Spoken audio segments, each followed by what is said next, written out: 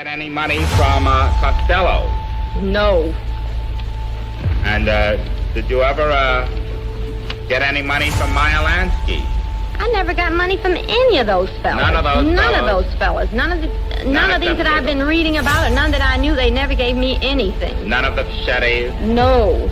I don't even speak to the... I mean, I met that Charlie once or twice. I don't even talk to him. You don't like him? I was conscious of the fact that he had a reputation for being an outstanding bookmaker. Did you hear him referred to as the Prime Minister of the Underworld? That term I did not. Also known as Duck Corella. I refuse to answer on the grounds of an attempted Got any business? I refuse to answer on the grounds of attempted criminal. You have any profession? I refuse to answer on the grounds of made Have any occupation? I refuse to answer on the grounds of made Are you? An incarcerated individual's use of institutional telephones constitutes consent, and your calls may be provided to law enforcement agencies. Thank you for using Securus. Here we are, folks, Friday night. Welcome to the grand jury. It is we've got a little bit of a special night. I'm still suspended. For you guys out there, we're asking or wondering about that. I'm still suspended, not actually being able to broadcast onto X from my account. We are broadcasting from one of our jurors, Tommy Charm. Absolutely a good follow, and pick it up and push it out. But folks, welcome to the grand jury, the live stream show. We take police use of force videos with 5 volunteers from X that come in and take a look at these things through the lens of a grand jury. So tonight we've got our members here. I'm sorry, guys, I'm kind of distracted. Big Ron, hit Mayhem up and tell him to come on in. I think he's under the impression someone else had beat him to it, but we could use another grand juror. Sorry, folks. But let's meet the grand jurors that we do have here tonight. Now, what these guys do, they're space hosts. This group is anyway. They put on some pretty good spaces on X and very interesting content and topics. But let's go to Clark. Clark, what do folks out there watching need to know about you? Well, for one, I make music and I write books. I write tons of poetry, and I write songs all over X all the time. So that's the main thing I always do. So you've got some media out there that people can go to and see, Yes. read your books or listen to your music. How does that work? Yeah, all you got to do is look up Clark Penn on any music streaming service online and look for the picture you see here on the majority of them, and that's me. And then with the book is titled The Answer Lies Beneath the Ink. You can search for it through title or by Clark West Cooper in any online search, and you can find it there. Okay, so they do a little digging. They'll be able to find what you've got out there. That's cool, Yep. man. And then we've got Tommy Charm. Tommy Charm, also from X. He's probably the most charming guy on the panel tonight. I will admit that. But Tommy, what sort of information would you like to put out to the general public at large? I'm just a regular guy, blue collar worker. I build schools mostly in commercial remodel. Host a space for Clark on Sunday mornings, 10 a.m. Pacific. So we just ready for this to go. Good. We're ready to get started. And then we have Angela Maggard, also from X and also a space host. Angela, got about 45 seconds to tell us what you want to put out to the world. Well, hi, I'm a survivor of human trafficking. I'm exposing government corruption and human trafficking at 2 military bases. I'm trying to bring awareness also to psychological warfare tactics that are being utilized on X, on civilians in real time, as well as 27 shell companies owned by the CIA that have retrofitted aircraft for human torture. It's quite a bit. It keeps you busy, I think. Yeah. Yep. My father was 3rd-generation special forces. My grandfather worked for the Pentagon, and my grandma worked for the CIA and the DIA. So trying to bring awareness to war crimes against humanity on U.S. soil and maybe get some justice along the way. Yes, ma'am. And we have Drip, known by the letters and the symbol. Drip, what are you putting out? I can only follow that with obviously I was spiritually led to be where I'm at right here, right now. Because I'm just a truth teller out here in these shadows, shedding light, man. Let's drip. Let's drip. And with that, we are going to get on with it. It is, let's go over a couple of rules and definitions that every jury needs to understand. When you sit on these panels, you're going to be asked, as a grand juror, you're going to be asked to make decisions on whether citizens of the United States that have been accused of a crime will actually be formally charged with that and move into to get their due process in a real court of law. There's a couple of things different about a grand jury that may be different than what most people understand as a jury. And one of those things is that the level of consideration or the level of convincing actually that you as a juror need to have an affirmative. In other words, you would indict or say, yes, this person is most likely responsible. In a regular jury, that time period I'm sorry, the time period, that level of convincing is at beyond a reasonable doubt. And because of the beyond a reasonable doubt's a higher standard, you have to be convinced that you're going to sleep well at night with the decision that you make. There's no doubt in your mind, and that's how you come to your decision of a guilty verdict on a regular jury. For a grand jury, it's much lower. It's just probable cause. The legal definition of probable cause, or a good definition of probable cause, would be more likely than not a crime has occurred, and more likely than not the accused is responsible for that. It's just more likely than not. You're not making a judgment on their innocence. You're not making a judgment on their guilt. You're not convicting them. You're just saying it's okay for the state to continue through the process of having them tried for a crime. So it's much, much lower. We also want you to use the reasonable person standard. It's not necessarily what you would do in these circumstances, confronted with these circumstances in the situations that we're going to see other people in. It's what a reasonable person would be. It's not the dumbest guy in the room. It's not the smartest guy in the room. It's that average person in the middle. An example of this would be giving the information known to the actor at the time, or would have been known to the actor at the time. Would a reasonable person made the same decision, or would a reasonable person, in a lot of these cases, we're going to ask you to decide, would a reasonable person believe that there was a fear for their life or the life of a third person? So the reasonable person standard is that. If you guys are convinced beyond or at the probable cause level in a majority decision, then you should indict for that. That means continue on formal charges, continue on with the process, and get them in front of a jury. If you are not convinced to the level of probable cause that force used by the officers was unreasonable, then was reasonable, then you're going to give them a no bill, no formal charges. That's where this whole process will end for that citizen. They will be released and they're free to go about their business and no longer being accused. Do we have any questions? No, sir. No, got it. With no questions, then let's go to Big Ron. Let's go to case number 1.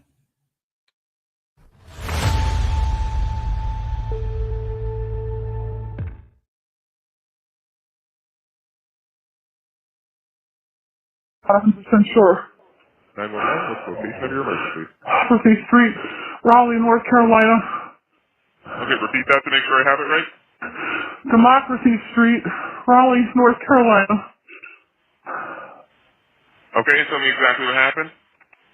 Some dude just came and knocked on the door like he was giving me flowers, plowed in, and had some kind of stun gun. My boyfriend and I tried to tackle him down. He just left. It might have been my ex-husband, who I have had a 11-year unfortunate journey with, domestic violence protection orders, etc. I thought I just heard something in the back. Did you just hear something in the back? He's in the street. He's in my porch. He's in my porch right now. He's banging on the door. He's here. Come quick. Please come quick. He's going to break down the door. He's breaking the door. He's breaking the glass. Oh, my God. Please come. Please come now. He broke the glass. He's coming in. Okay, you said he just broke down the door. Is that correct? He broke Through the French door glass, yes. John, here. Stab him with the screwdriver. John! Oh my God! Gilbert shot my boyfriend! Oh my God!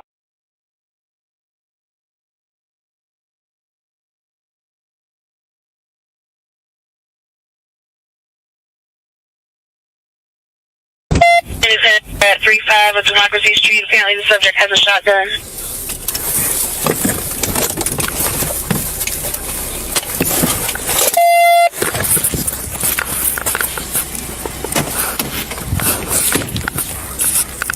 Raleigh 424 on scene, give me the numbers. 424. Shots fired, shots fired!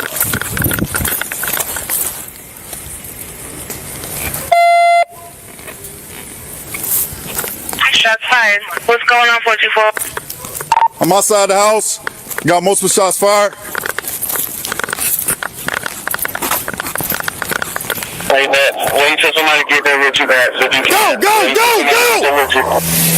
I'm outside. Got myself covered behind the vehicle. Move! What's your work on then? Come on, go, run to me, come on, go, come on, Come on!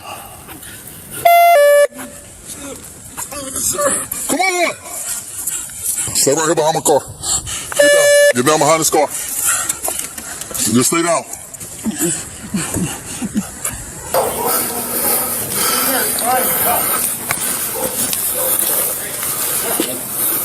At the house, in the back. I'm coming to you. Hey, I see you. On this side. Back inside, go. Hey, Bo, what's your name? Move up. Coming up. Move up. I'll badge him. Hey, Hey. Right. Yep. All right, what do you got, Tina? Watch this door right here. I got unknown to the right, stairs up, living room. I can see through to the dining room. I'm going to push up to him.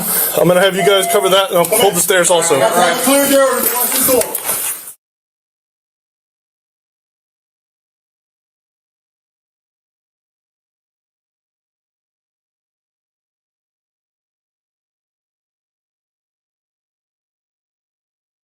I got stairs. I'm with you. I need somebody to help me cover this right here. I hold stairs. We're going to take this. Who else do I have here that can render aid to him? Stay right here. We go squirt that way while you keep an eye on that. All right. Come keep moving in.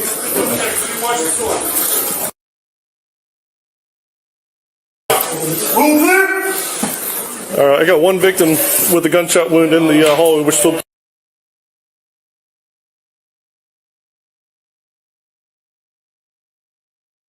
Holding this. Ready? Yeah. On you. All right. Keep breathing. Okay. All right. House is clear. Let's get EMS in here.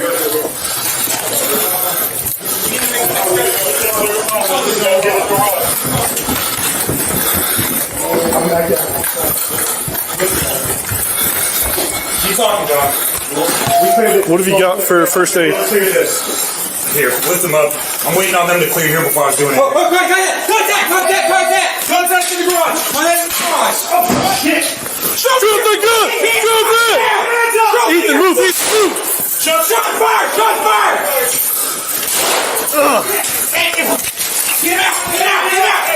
out! What's the garage? Get him out!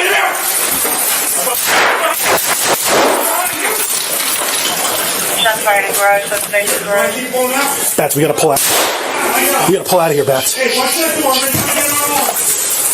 Stay there. I gotta get him. Don't say nothing. Okay. He come out. Then we engage him. John, stay right here. Watch that door, Sarge. Shots fired in garage, suspect. Here, you want to keep pulling him out? Keep pulling him out. I got him. Hey, watch that door. I'm going to try and get him on. John, come on. Okay. If you can help us. Hold right behind us. Hold right there. Y'all good? John, stay right here. Watch that door, Sarge. Good call. Hey! K9, Bats, you 10-4? You okay, Bats? He might be hit. 10-4, hold on what you got. Raleigh, we got an officer shot, Raleigh. 10 o'clock. Where's our guys at? Back door. We've got some up. I'm going to come out and debrief. I'm out. All right. He's back left, straight through this wall. Okay, when you go in through that, and then immediate right into the garage. Okay, What's our angle like this way? Angle, you can't see it because he's shooting right there. He can hit us there. Webb, he can hit there. He's shooting there. Bunker might need to go there. Bats is in the back left.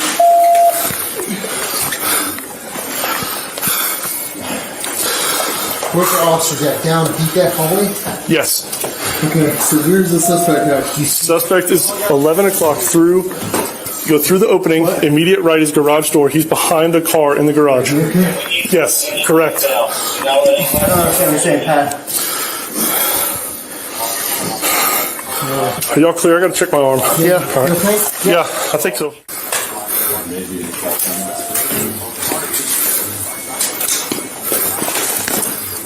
Sir, this is the Raleigh Police Department. Would you mind putting your gun down and coming out to us? Can you at least talk to me? No. Who's the one talking? Look, man, we just want you to come out and talk to us. Hang tight right there. Hang tight right there. Just want you to come talk to us. Put the gun down.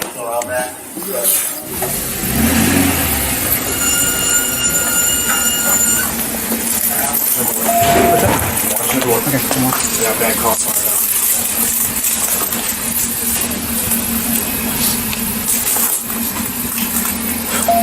He runs out of the push left, so I'm gonna push you. That's fine.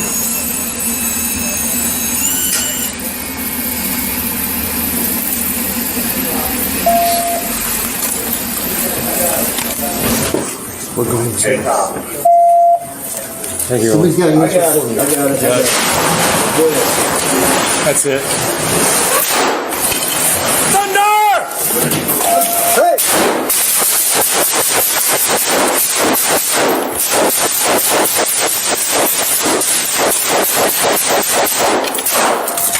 Push it up! Push it up! Push it up!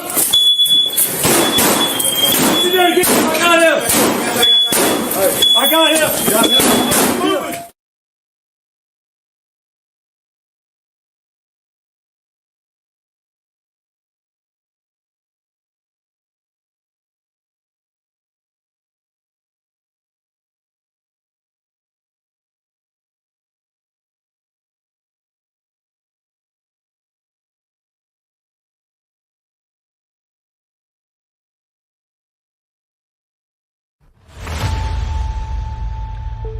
All right, folks, there's your case. This is the examination phase of this. Whoa, what is happening there? Well, let's take him down.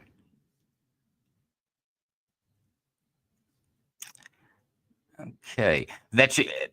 This is the portion where you guys ask any questions that you might have, or watch any portions of the video again. Does anybody have a question?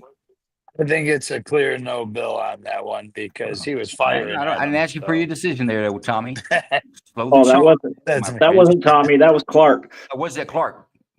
I actually get you guys confused. But don't give me your decision yet. I'm just asking you, is there any part of this that you want to see before you deliberate? Ain't no questions. Ain't no. I don't have any questions. Who actually got the shot off that took him down? Was it the guy with the shield?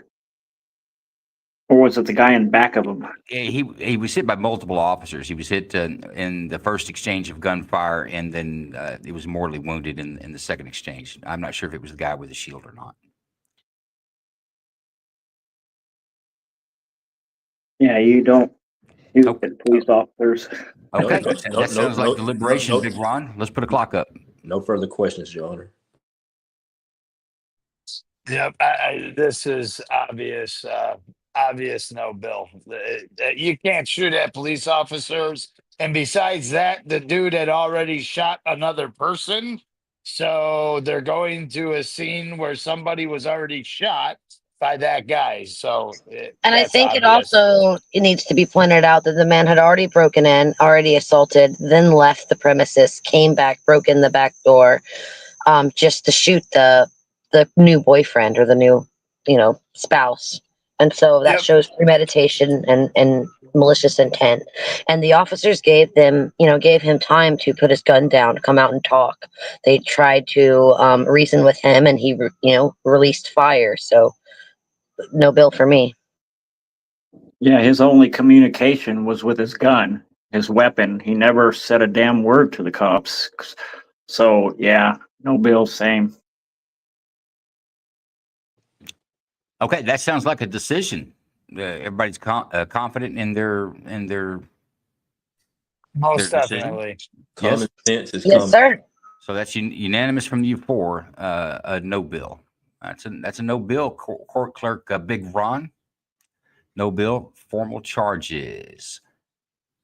I think it's time for our next case. We've added a juror here. He's a stand-in. Mayhem _38. Also from X. We're not going to give him a chance to speak, but you guys will hear him speak up when it comes time to make a decision here.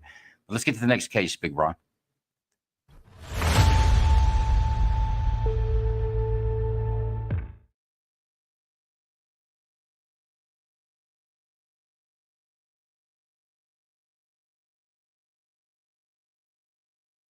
Is the one in the black shirt the one that was driving? Yep. Okay. Well, he was the one in the driver's seat when I pulled up. Or the vehicle? Yeah. Is the one? Okay, Yeah, he was behind the wheel when I got here.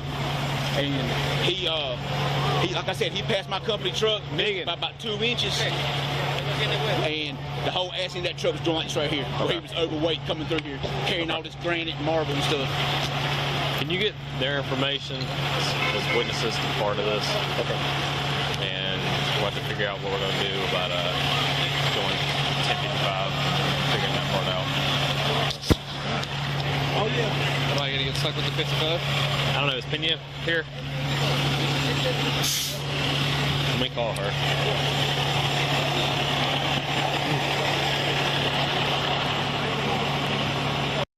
Just a little bit of information. 1055 is a intoxicated driver. So the two officers talking in 10 codes, they're going to do the driver of this overturned vehicle for a DWI. And that's why the guy said, do I have to take the DWI? It's a lot of paperwork. But either way, that's what they were just discussing.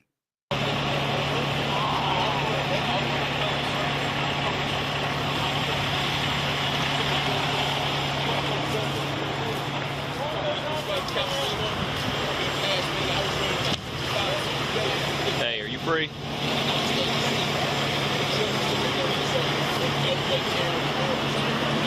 I'm sorry, I couldn't. Say it one more time.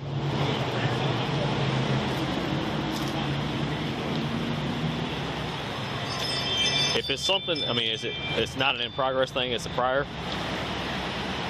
Yeah, if it's something that either you can just throw back in pending or whatever, will you swing over here to this wreck on the belt line?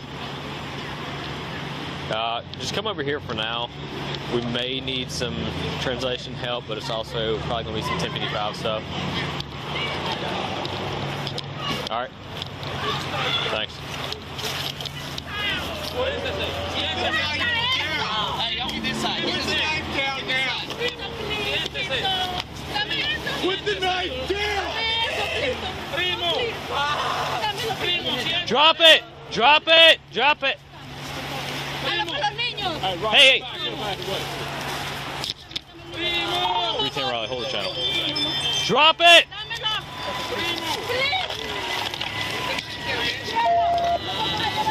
Drop it! Señor!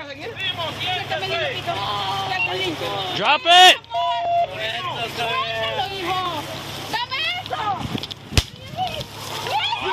Get it! Hold it! Watch it! Hey, hey!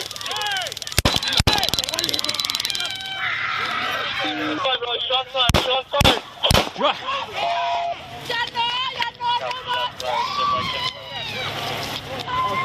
Hey, is everybody good? Hold the channel. Drop it! Back up! Hey! Hey! Move! Move! Drop the knife! Drop the knife! I got him. I got him. Smith. Smith.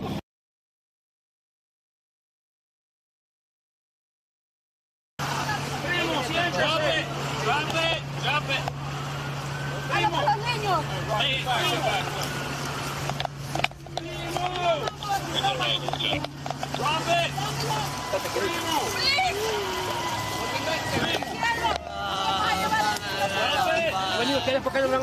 Señor, ¿a poco no me van a seguir?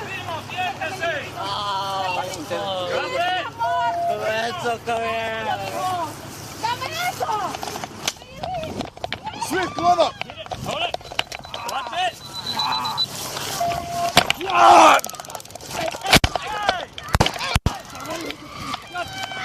315, really. Shots fired. Shots fired.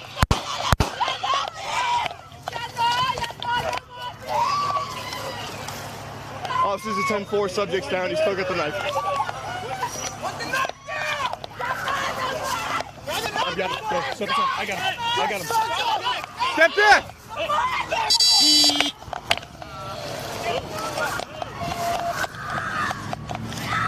Cigarettes! Drop the knife! Take Smith aside. I've got Drop him. the knife. Get Smith aside. I got him. I got him.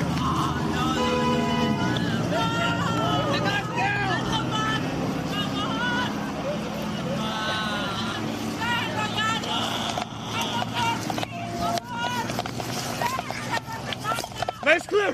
Clear! I got you right here. I think it was a back left. Nice, clear. That's the thing that I gotta do. Hey. No. I'm good. Okay. I'm good.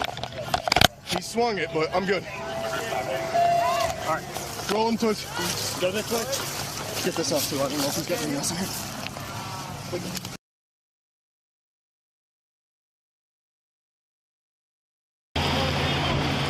This guy's got a knife. Yeah, he's going.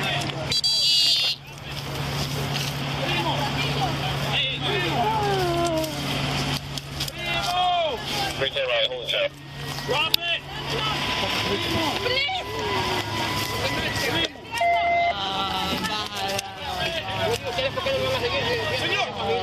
¿A poco no me van a seguir?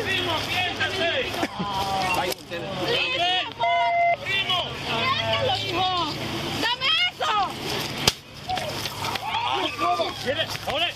Watch it! Hey! Shut!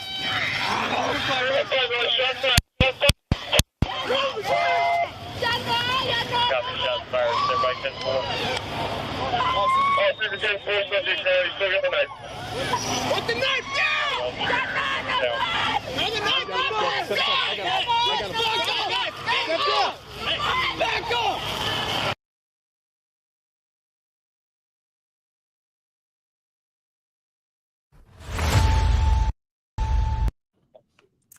Okay, folks, there's your first, or there's your second case.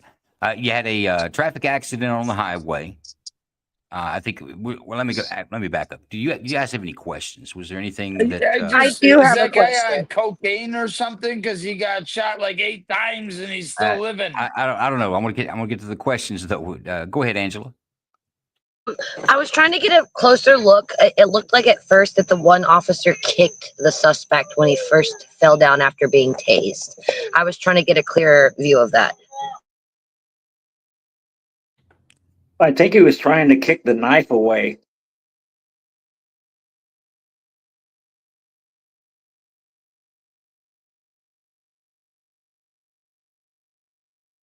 Now, we had 3 different body-worn cameras. Was it the first, second time, or the third time that you saw It was the first time that was clearer. All right, let me see. The other 2, it was not in frame properly. And for context, is this after a car accident? Yes, and the driver, when that's why I said they're talking 1055. That means intoxicated driver. They're going to arrest the man that was driving that vehicle with his child not in a car seat. They were going to arrest him for DWI. Okay, thank you.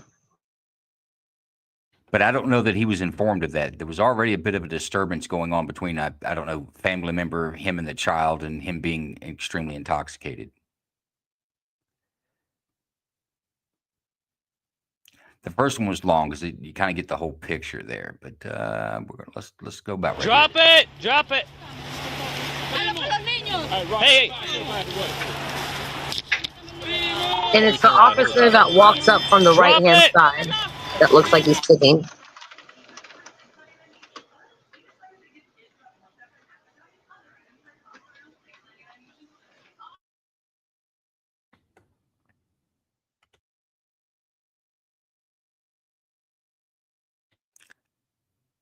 So tasers deployed here.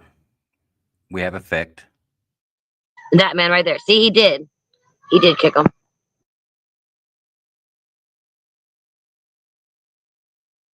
Yeah, that looked more like a kick to the body than trying to get. Yeah, that's what I noticed at first.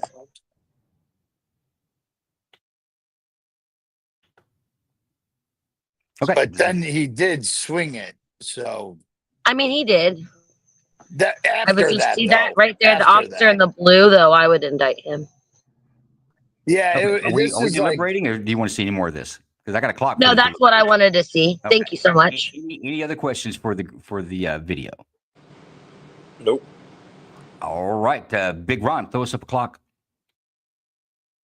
at 10 minutes. I'm going to reset the clock. All right, I think we're there. All right, folks, it's up to you guys. Decide whether you would indict the officers for the use of deadly force, or would you say that the use of force was justified? Cold-blooded murder. Agreed. Indict. No, Bill.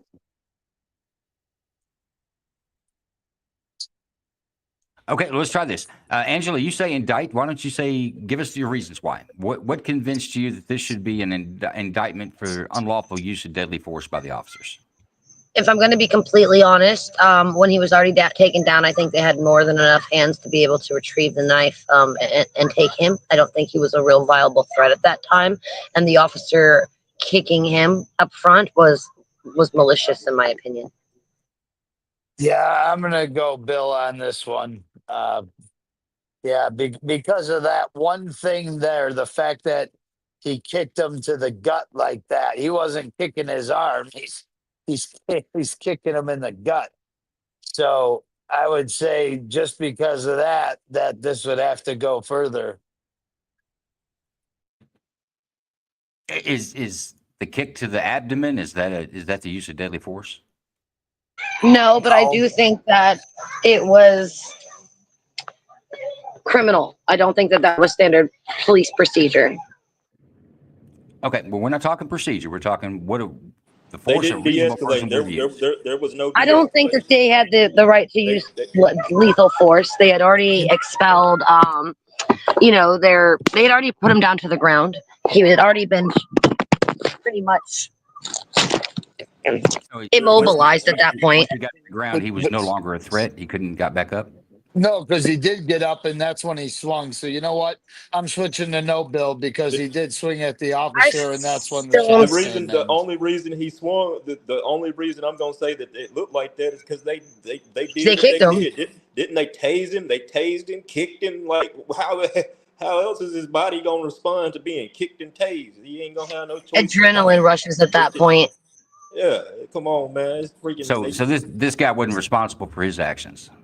I do believe he's responsible for his actions, but I don't think that it could have been. I think it could have been handled better, in my opinion. They could have de-escalated the situation. This is just like I said. This is one of those situations where in some cases it's like this type of force is okay, but in some cases it's not okay. Like in this situation, all I see is them basically escalating the situation instead of de-escalating the situation. That's what I get out of this video. Well, good. Instead He of was kicking walking him, he away could have from them. taken that. Instead of kicking him, he could have taken that, and put his knee on that arm. You had 5 other officers surrounding him at that point in time. I think that they could have disarmed him without casualties. I've got a silly question. If you're one of those 5 officers, somebody's got to touch him first, and he's got a knife in his hand. Are you going to put your knee down on his chest or his back? If I'm going to be honest, I'd probably have my baton out, something that has a little length in it, and I'd, Hit him with it? no, I would use that as a distance. You know what I mean, to keep that thing, and I would take my leg and I would put my foot on his wrist, and I'd have another officer grab that from his hand. Okay, you got it worked out. Are you guys? We had a decision. Where we at? Angela, what's your vote? I choose to indict. Drip. Indict. 2 for indictment. Tommy, I hadn't heard anything from you, I don't think. No, Bill. And you swing that knife at a cop, you're putting your life in their hands. So, yeah. And then after he even was shot, he jumped back up again. So he was juiced, man. It was legit. They took out the threat. So that's no bill for Tommy. Clark, you've been back and forth. Which way are you going to land? You know what? Yeah, the kick might not be procedural, but at the same time, they're trying to get him any way they can. So you can't. I don't think you can say Bill because of that. I think it's no Bill because once you swing, like that's why I was no Bill first, because he swung at him. Had he not have swung, and not only that, he was leaving the scene. He was leaving the scene, which is why they were stopping him to begin with. And he had a knife in his hand, and then he got up and swung at him. It doesn't, because here's the thing: it doesn't matter if a cop kicks you. You can't swing a knife at him. You can't do that. So I think they did what they had to do. No Bill. Okay, 2 no bill. We're tied up. Mayhem, you're the tiebreaker. What's your vote? Based on, I don't know where you land on this. oh, well, I can tell you right now, based upon the video, the man had a knife. I think this would be a good chance for you to explain the 21-foot rule after this. But he had a knife. They did tase him. All officers did surround him. They tried to do their best to subdue him the best way they can, but going at that man while he has a knife considers him a major threat, and they shot him when he still had his hands on the knife. So I am going with no bill. Okay, as it stands, 3-2 for a no bill. I'm gonna go back to Angela or Drip. Did anything that Tommy, Clark, or Mayhem, any points they brought up, did it sway your decision? Or are you still firm in your vote? I'm still firm in my decision, but I still respect theirs. I know it's good enough. Drip, same. I don't know if I respect their decision or not, and I'm still firm in it. Very good. That sounds like a no bill, Big Ron. Let's issue that out. Split decision. Let's talk about this one for a second. Let me put it back on the stage. Keep the sound down. So where we're at in the video, let me drive it back a little bit more than that. So here's what the officers have. They show up on the scene. They don't know nobody from nobody. They're there to work an accident. This guy's drunk. The fire people and stuff we're talking about, he's got a knife, so it's apparent that he's got a knife, and they believe him to be intoxicated. Some sort of dispute happens near the vehicle over there where that child that he's got in his arms was getting medical attention. The child was laying down. He picks the child up and is beginning to walk off. The officer that you can see there is the officer, I believe the sergeant, because he was kind of calling shots there, talking about who's going to do 1055 and things like that. He's got his taser. But he can't deploy the taser at this point because of the child. That taser is not an exact, precise weapon. It's got a little bit of a spread on it. And also, if he were to shock old boy right now, mom and child would get a good beat out of that too. So he's holding off. So we're going to advance this a little bit further.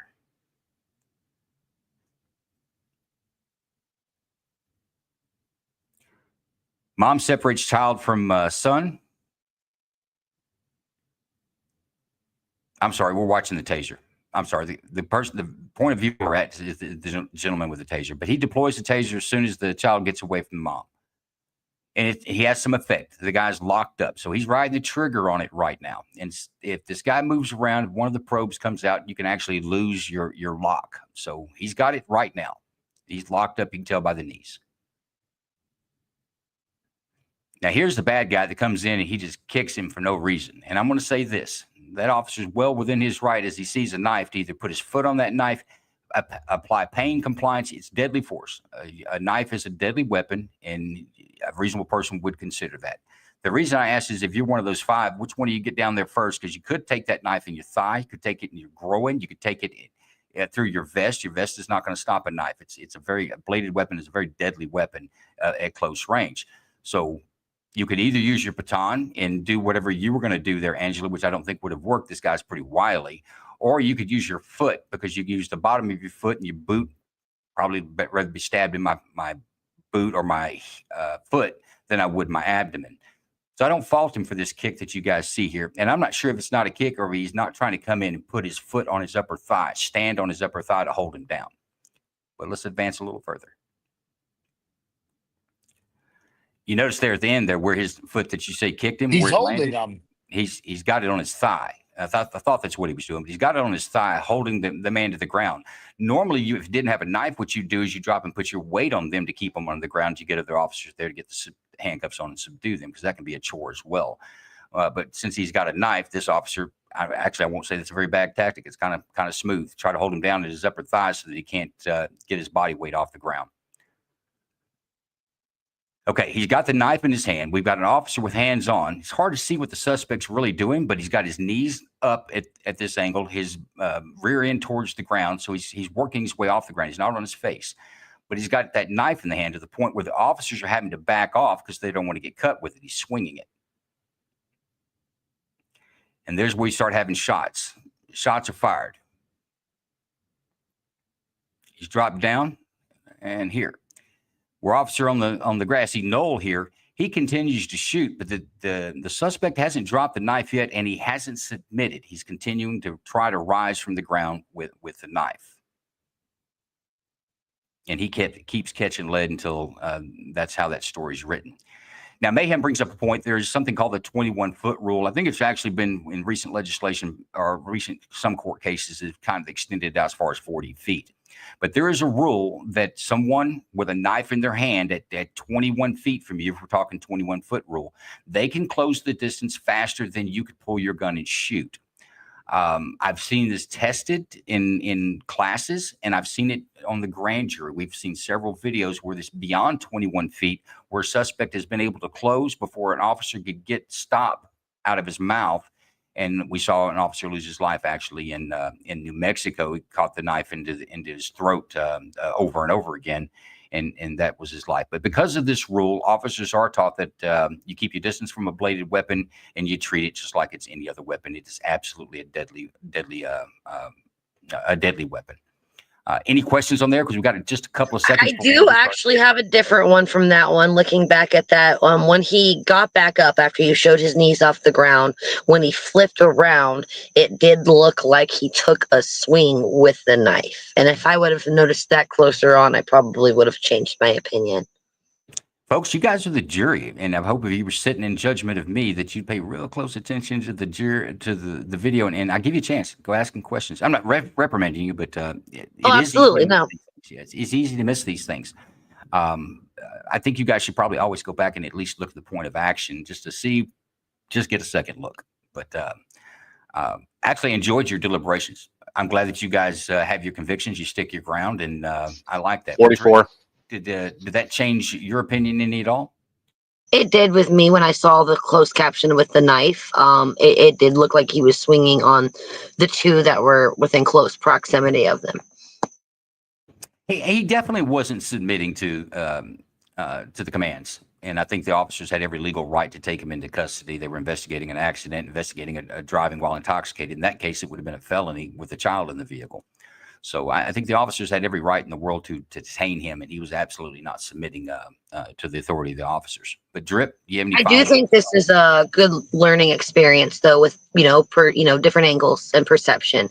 Because had I just looked at it with my initial thought process, to me it looked like the officer was kicking him, which was in a provoking manner that would cause him to retaliate since he was under substances.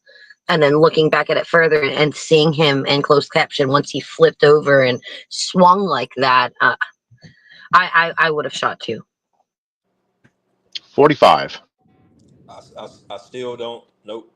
I think this could have been solved right there when Mr. Asshole Cop kicked him instead of getting the knife out of the guy's hand right there at that instant.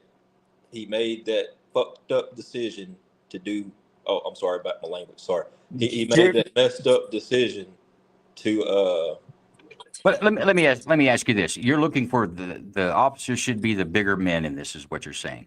What I'm asking you to do is look at these. Would a reasonable person in those officers' circumstances, with the information that they knew, guy's got a knife, he's not submitting, and he's getting up and down after being tased, do you think that a reasonable person would have a credible fear for their safety or the safety of another? And talk about serious bodily injury or death. Of that guy at that moment, no, I wouldn't have been. If I would have been an officer at that, I didn't ask you. I said, would a reasonable person? I'm not asking what you would have done. Whatever you don't believe that a reasonable person in that situation, that they would have had a credible fear. A trained officer. Now, just anybody, just your regular Joe Schmo. Yeah, shoot. So you think that a police officer, that knife is not a concern to him? I think that he should be trained well enough to know how to handle that situation without. Listen, my friend, you're missing my whole point. You're going into what the officers should do. I'm asking you to make a judgment on what the officers did and apply the reasonable person standard to it. You're missing the reasonable person standard. But hey, we got to get the next video. We're just getting started, my friends. We're just getting started. Let's go to the next one, Big Ron. Let's bring up, I think, case number 3.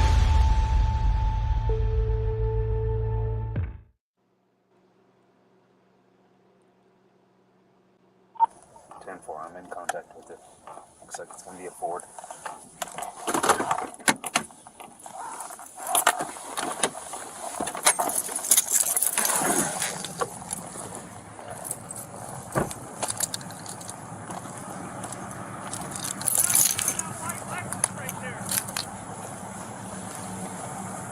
I guess he's going to be in the backseat of the white Lexus. It's going to be Colorado Charles Ida William 976. What's going on? Wow, calling the cops for me just looking for my little brother, huh? Absolutely. Cool, so, yeah. So just what's the looking deal? for my little brother. Okay, who's the little brother? Eddie's, Chase Ward. Okay. Forgot who the little brother was? No. All right? No, I'm just messing with you. I'm just messing with you, man. Okay. Why are you touching my arm, bro? Let go. Why are you acting like this? I'm a little nervous because I don't like cops. Why? I have anxiety. They've done things to me. What have they done to you? Stop resisting when you're not resisting. Well, is that PD or us? Who knows? Because we're different, right? We're the SO. I don't know. You treat us all. I'm not just trying to distract you, nothing, but it's just like, I'm just a normal guy just trying to get my brother, you know? You said we treat you? What? I don't know. I don't even know who you are. Okay. Okay. Cool. Right. I'm just here to pick up my little brother, man. I'd like to just. So, who did I just disrupt by trying to get my brother? Well, they said that you were going around trying to mess with doors and open up cars. No, dude, the fucking car looked. I thought. Oh my god. So what'd you do? I just want to hear your side of the story, man. Oh, you're talking, dude. I straight up thought that was my freaking my car. That's all it was. You thought it was your car over here, and you were looking for your brother, but. I straight up thought that was my car. Okay. I seen the people what in car it. was it? I thought it was my mom. I was yelling at her. I thought because I knew she was in there. I don't even know that lady. Yeah, I know. That's what she was freaking out about, right? Hey, but she was like, but when she started driving, I was like, oh man, and I was like, lady, I'm sorry. I was like, I did not mean, you know. Yeah. And that's what happened. So, okay. Are you under the influence of anything? No. Okay. You have an ID with you? Do you have any weapons? Do you have any weapons? I don't think so. I had a pocket. You don't think so? Don't pull them out. What you just sticking around? Dude, it's a fucking pill. What's a pill? Let me go. Get out. Get up. Get up. Put your hands behind your back. Put your hands behind your back. Put your hands behind your back, bro. Stop. Stop. Stop. Stop. Stop. Stop resisting, bro. Stop.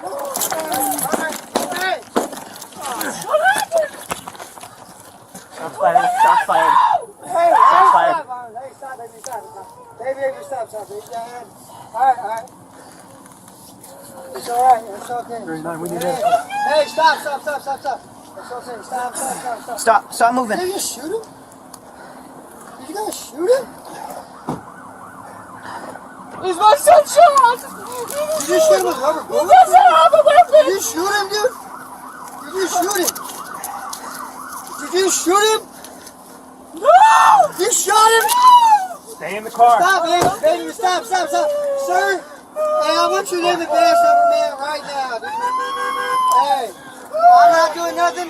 Sir, Okay, can I talk to you, man? Hold on real quick. Just let us figure out what's going on, okay? Hey, that's crazy. We're all right. Are you stop? Thank you. No talk. Oh my God. I'll give all my information. No. It's just mine or yours? Hey, Yours. Stop. We have to call the cops. Call the cops. Call the cops and report that accident right now. Get a sergeant down here and report it. Get a sergeant down here. Call 911 right now and get a sergeant down here. Sir, can you call a sergeant down here? They're coming. Okay, trust me. Just hang tight, okay? Yes, sir. Yes, we called. There, we got more officers coming. Did you guys call 911? Yes, yeah. That was the first thing we did. We haven't done nothing, sir. Hey, sir, we haven't done anything wrong. Can you guys do some work? We're gonna shut the door. Checking on him. Put your gloves on. I got my gloves on. Okay.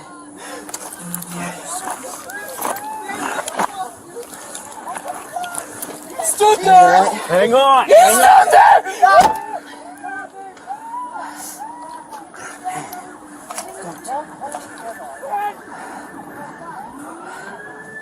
You all right? Yeah, are you? Headbutt in my nose and then tried grabbing at my stuff.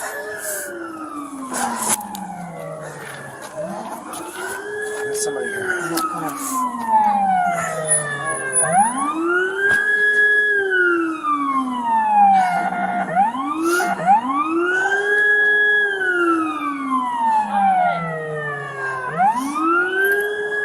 Yeah, stay here. I want to make sure nobody's injured this way.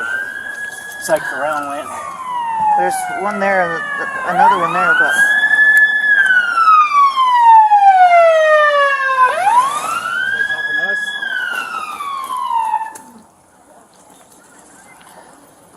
You alright?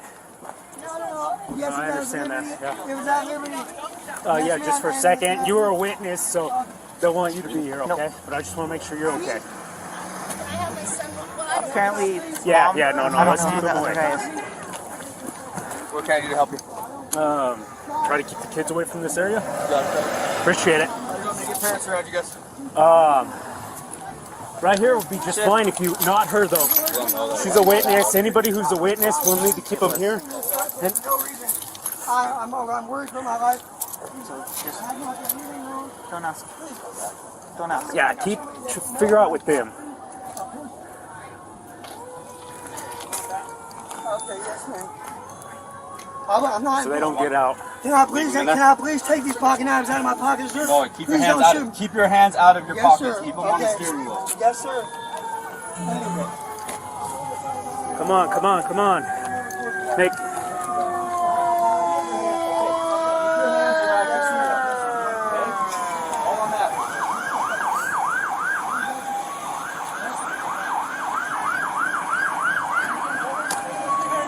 Good. We're all right.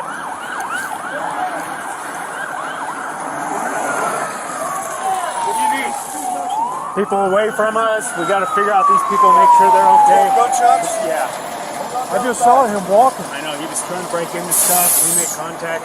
He was stuffing stuff in his mouth and trying to turn on us. So I tried pulling him out. You got an officer involved? Yeah. Yes. I was okay.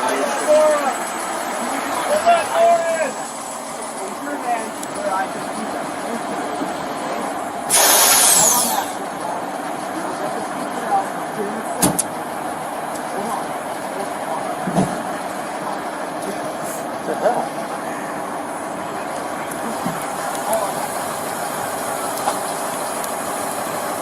gonna start taking pictures in front of you. Where's the shot? In the throat and in the chest. How long ago? A couple minutes. Just a couple minutes. Yeah, right when the call from me.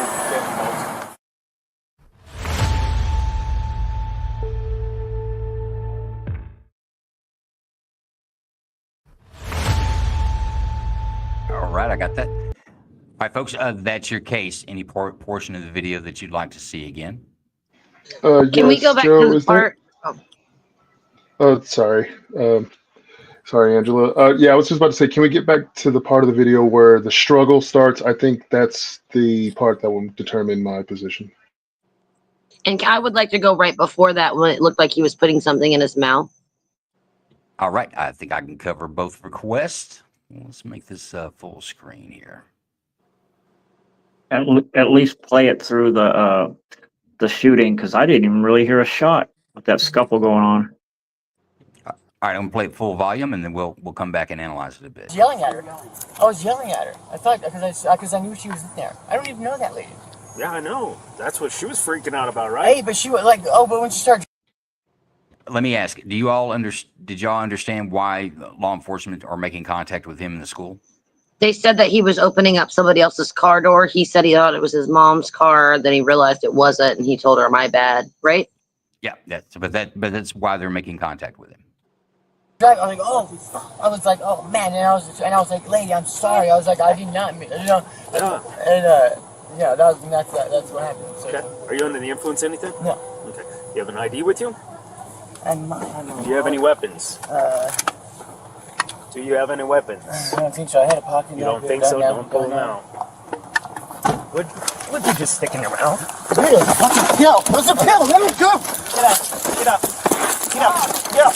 Put your hands behind your back! Put your hands behind your back! Put your hands behind your back, bro!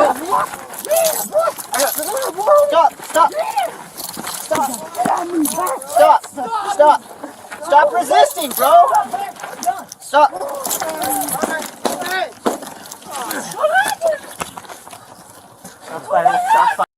Get up! Put your hands behind your back! Put your hands behind your back! Put your hands behind your back, bro!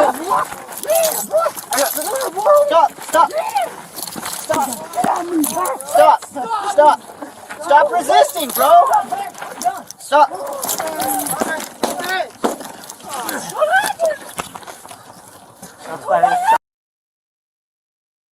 Whoa. Joe, can I ask something? Yeah, you can ask questions now, but please don't deliberate till we put the clock up. Okay, so can I ask? Okay, so if a person is attempting to reach, I can see there he's in a fight with the officer. He might be swinging at him for all we know. And then he said the cop said he was reaching for my shit. Well, if he's reaching for a gun, then by all rights, you know, you get what you get coming to you on that one. But is that clear in the video? If I'm going to be honest, what it looks like to me is that the suspect had some type of illegal substance on him. Oh yeah, that's for deliberations. Let's get the questions out of the way, and I'll let you guys go. I'm not exactly sure what your question is, Clark. Yeah, is it legal if someone's reaching for a gun? No.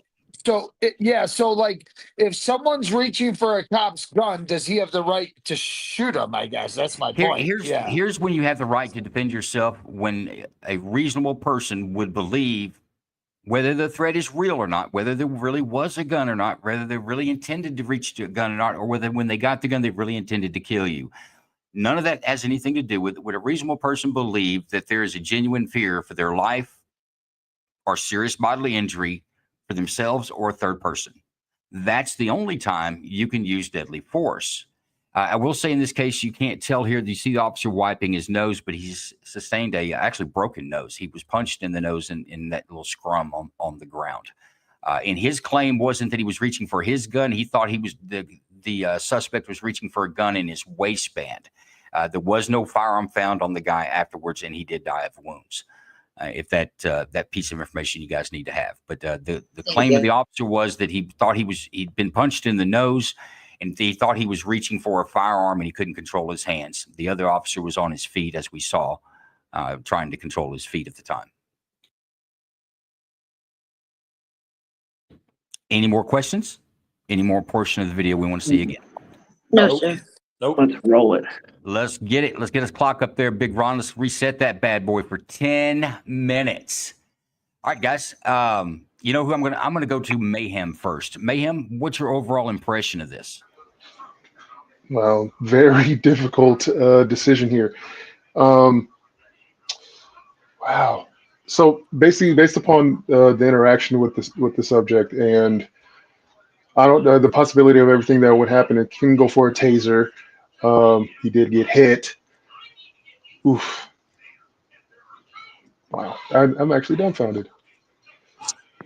Well, let's come back to you. Maybe some of your jurors can convince you.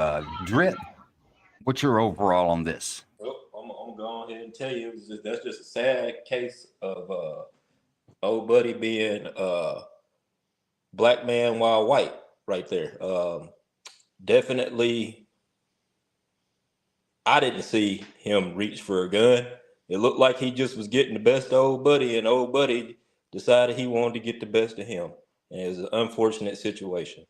Well, you bring up a good point. If an officer loses a fight or loses control of himself necessarily, or his equipment on him, don't you think that a reasonable person would believe that if you beat me in this fight, you're going to take my gun and kill me?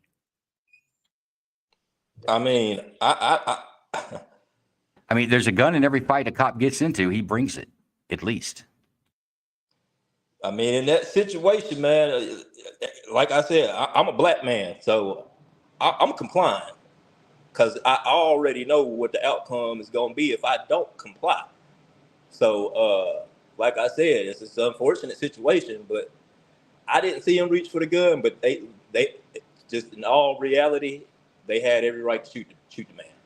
No bill. Let's go to Tommy Charm. Tell me what your assessment of this is. Well, I try to put myself in that situation, and if I had my gun in my hand, I think I could donk that fucker in his head, excuse my French. I could give him a little, slap to the dome, and I think that would have probably knocked him out, and the situation could have been handled that way. So this is something that I would want to send to a real trial. Bill, you send it to a trial because you think that the officer could have used something less than lethal,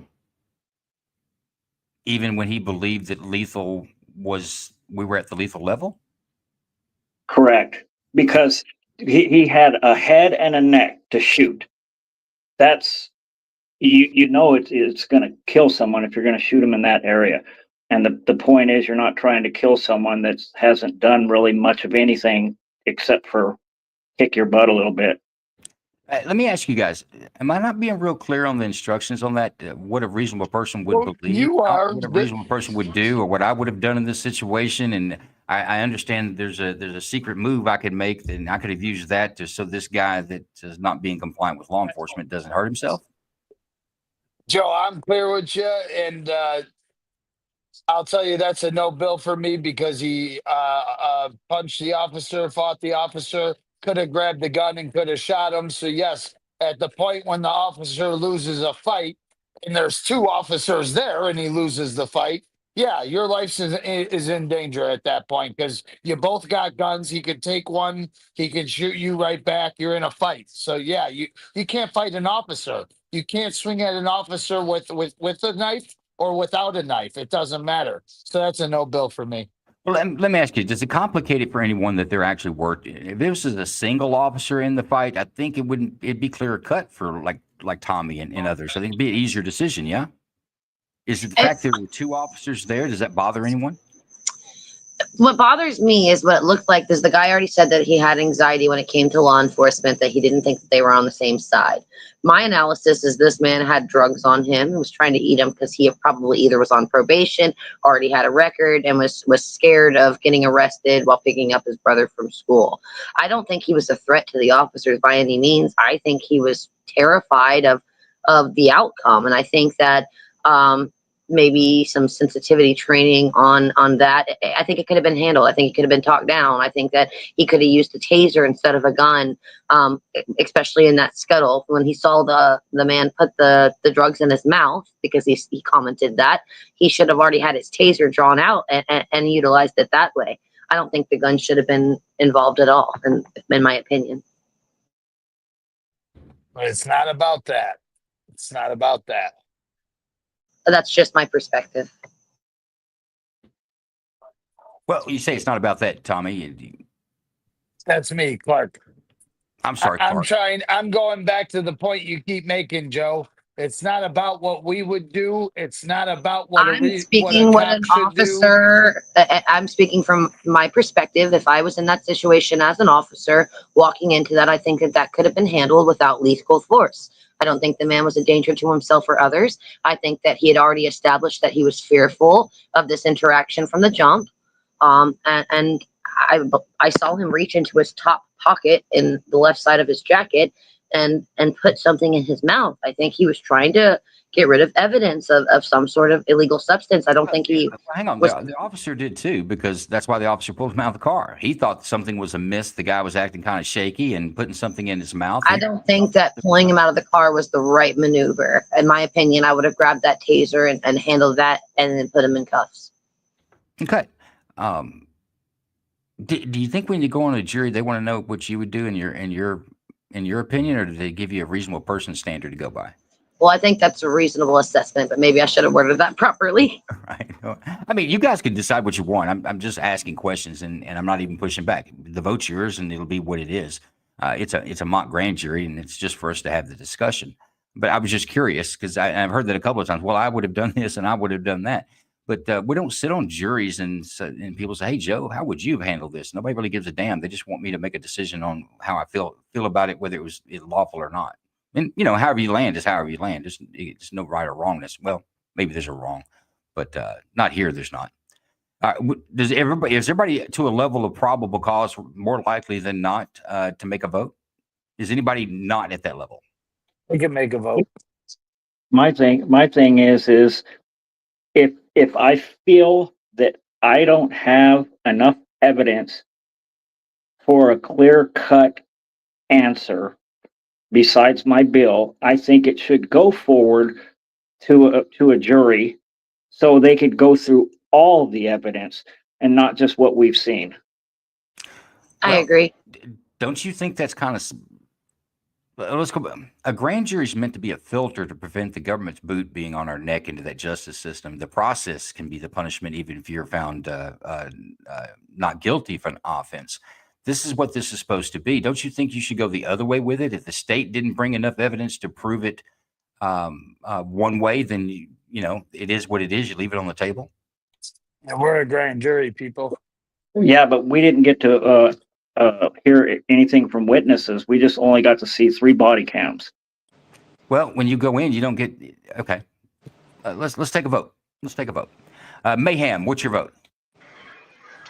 No, Bill, sir. After everybody's deliberating of information and me reanalyzing the video while you guys were talking, yeah, fear for life. The subject was not cooperating at all. He was on top of the officer. There was no cooperation whatsoever, so no bill. 1 for no bill. Drip, where do you lie? The shoulda, coulda, woulda really don't matter. No bill, so no bill. Boy, that's 2 no bill. Tommy Charm, you leaning towards an indictment. Has it changed anything? Changed your mind? You standing your ground? I'm standing it, Bill. All right, we got 1 for indictment, a true bill. Clark Kent. No What's bill. your final vote? No bill? No bill. Yeah, he resisted arrest. Not only that, he literally beat up the officer, which is telling you, yeah, he can very easily overpower that officer, and he's overpowering too. So yeah, no bill. Yeah, he's a little scrappy. Angela, You got less than 50 seconds to give me a bill or no bill. I choose to indict. All right, that's going to be 2 to 3. It's going to be a no bill, but that's our second split for the night. Interesting. Where are we at on our time here, Big Ron? What's our clock? Our clock is at 1:09. We're doing pretty good, aren't we? Yeah. I tell you what, I want to come back and talk about this one in more free talk, where you're not necessarily a jury with your opinions. You can't throw your opinions out there. But Big Ron, let's show these people the Range Minded Podcast. This is our friend Range Minded Podcast. He puts out a weekly episode on any place that you can get a podcast. 2A topics, anything individual freedom stuff. This guy's all about. Big Ron, can you run that? Have you ever wondered to yourself, man, what time does the store close? Or where's the best cheeseburger near me? Well, I'm not going to answer those questions. That's what your damn phone is for. Use that. Instead, if you have stuff related, to the 2A world, I'm your man. My name's Steve. I run the Range Minded Podcast. On the podcast, we talk about all things Second Amendment, whether it be new guns or gear. Maybe we talk about some training. We'll dig into Washington and the shenanigans they get up to. Sometimes we talk about the Supreme Court and the crap that they're doing. It's always a good time, a little smorgasbord of the 2A, if you don't mind me using that narrative. Either way, you can find us whether on YouTube or Rumble, Range Minded Podcast. I'm also on all sorts of streaming services, wherever you listen to your podcast. Range Minded Podcast. You can jump on the website, rangemindedpodcast.com. Maybe stop by, buy a patch and some other things. There you can link to the social medias and all that other stuff. Hope to see you there. It's always a good time. Anyways, you guys have fun, stay safe, and always stay range-minded. See you guys soon.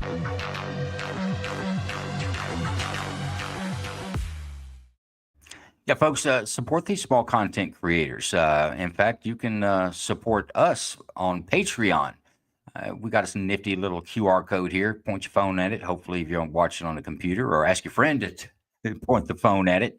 And join our Patreon group. You get early access to videos and a lot of perks there. We have free tiers. If you want to support the show, we have some very reasonable support tiers that you can do that gets you a little more access. You might even get you a shot on the next series of grand juries that we're going to do as a grand jury member. We do have that. Now let's talk about this video. It's a strange one, and I'll tell you the background on Angela. He was putting psych meds. With what was found in his pocket and what was found in that he had swallowed was a psychotropic prescribed medication. It was revealed on camera that he tried a couple of car doors, and he opened a car door where a woman was sitting in her car, and she was in so much fear that she put it in drive and drove away, and he got out. But he actually got into the car. So this is why police officers were there. The officer said in his grand jury, and he wasn't indicted, by the way. This officer the jury came to the same decision that you guys did, the grand jury did, that he was not indicted on it. He said that he had grabbed the suspect had grabbed the collar of his shirt, had pulled his head down close to his, had been punched into the nose. In fact, he had a fractured nose, the officer did, and that he kept trying to take his hands and reach towards his waistband, and he didn't know if he had a gun, but he believed that he did. He was fighting so hard, and the officer said that I couldn't control his hands, and that's when he went to the gun on that. I think that is a lawful but awful. It's an awful one, because at the end of the day, there really wasn't a threat there. But at the time that the decision had to be made, I think that a reasonable person would have believed that this was a fight for our life on that one. Anybody have any more comments they want to say on that, or we want to go to our fourth video? I'm gonna say old buddy probably grew up in the hood. He looked like one of the white guys that grew up in the hood. Man, you all about some looks and what people look like. What about their actions? Does that mean anything? I mean, to police officers, it don't really. I mean, when it comes down to a lot of these officers out here, that's just what it goes by. What you look like. I mean, ain't that human nature? I won't say it's not a part of it. I mean, obviously our looks and demeanor, I think demeanor has a lot more to do with it when dealing with law enforcement officers. I mean, they deal with all kinds of folks, good and bad and in between. But I think demeanor is the biggest thing. When I was an officer, that's what somebody's demeanor would get my my hair up and me on edge faster than what they're wearing, the color of their skin, or any other factor. I'd agree, but I'd also agree that a lot of people out here. I also noticed just even with my own kids, police altercations with police with something as simple as a traffic stop. Like it shouldn't, be a threatening. Like a kids shouldn't feel fearful of police officers, but for some reason, I've noticed like kids feel not in all situations, but just random situations, kids tend to have just a natural fear of officers, and I think that's an issue, man. That's an I issue. tell you what, I do. I get between 35 and 50 videos every week, and most of them, they're not worth watching. It wouldn't be a debate. So I try to get the best ones each week. And I've been doing this for more than a year. There's a lot of videos I've gone through, and I look for those where I can point out things. So there are some people that they get around a police officer. They're super nervous. They're just nervous about being around a police officer. They have a fear of it. I've been around people like that. You can tell because you can tell it's super genuine. There's nothing fake about it. You can just tell. But the other thing is that I've noticed in these videos, there seems to be a trend as of late where people don't like, well, tell me why you pulled me over. I'm not giving you my driver's license. I didn't do that. You run the stop sign. Well, no, I didn't. They're adjudicating this stuff out on the roadside, and that's just not the way the system is. And that is concerning because anytime you fail to get on a traffic stop and custodial custody has been established by a traffic stop, you're not free to leave. And you fail to ID, the only other choice officer has is to take you to jail. I don't know who you are. I got to take you to jail, fingerprint you, and figure out who you are, get a bond on you even, and get you to a judge, even on a Class C misdemeanor. But you're going to jail for failing to ID and arguing. That right doesn't exist there. It exists in a courtroom. That's where our system is designed to have calm, cool, and collective discussions about tough topics is supposed to be done in court. I'll give you a chance. Anybody wants to respond real quick. If you can do it real quick, then we need to get to the other video. I'm going to try to get 5 videos in tonight. All right. I'm going to take the silence as compliance, and let's go with case number 4, Big Ron.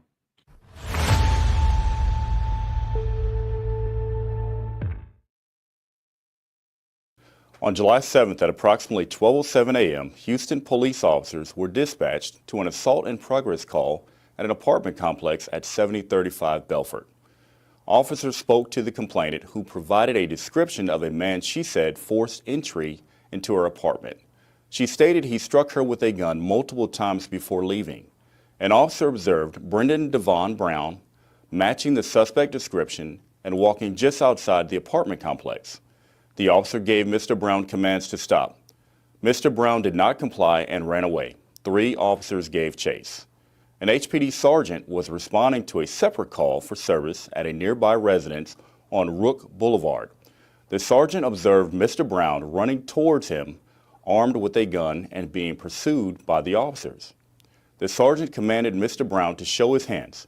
Mr. Brown did not comply and continued approaching the sergeant. The sergeant discharged his duty weapon, striking Mr. Brown. Officers rendered medical aid until HFD arrived. Mr. Brown was pronounced deceased at the scene. No officers were injured.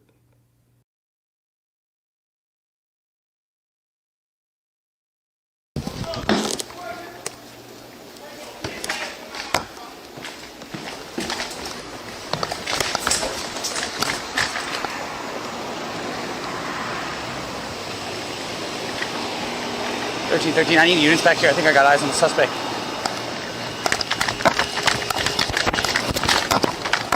Back at the original location. Hey! Come here! Come here! Police department! Police department! Let me see your fucking ass!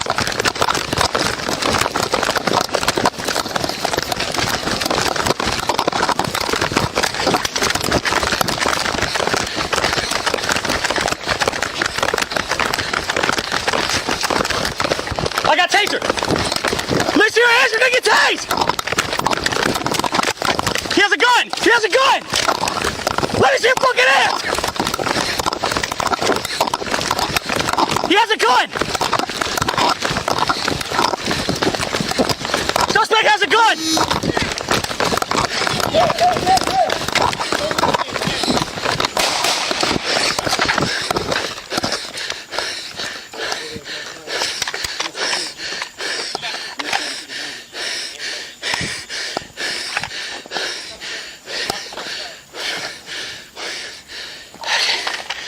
target.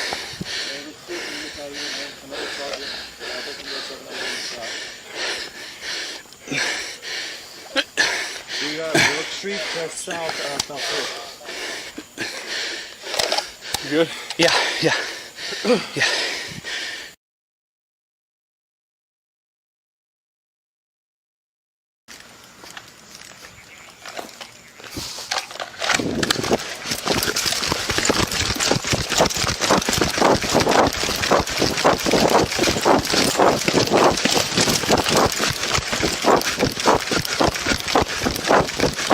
Jones, this way, Jones.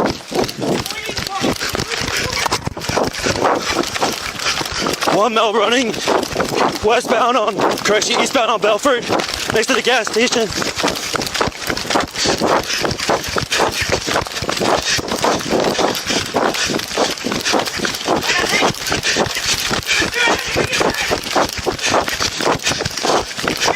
He has a gun! Oh, there, he has a gun.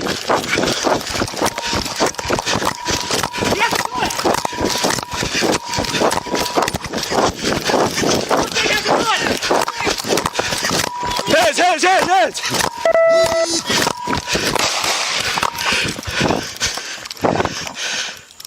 Oh, there, shots fired. One suspect, GSW to the head.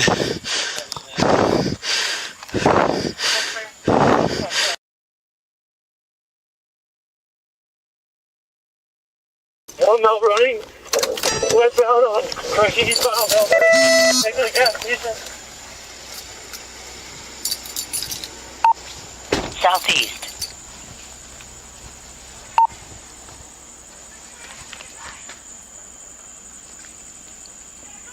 You're checking by, send me a message. Stay out there.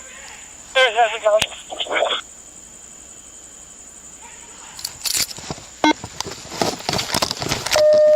Show me your hands now! Now! Show me your hands! Show me your hands now!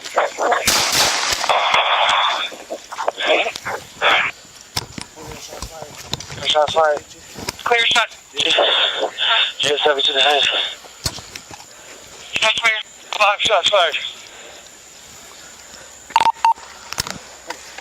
Hey, let's get units out of here. Another sergeant, 1307. I'm the one that shot.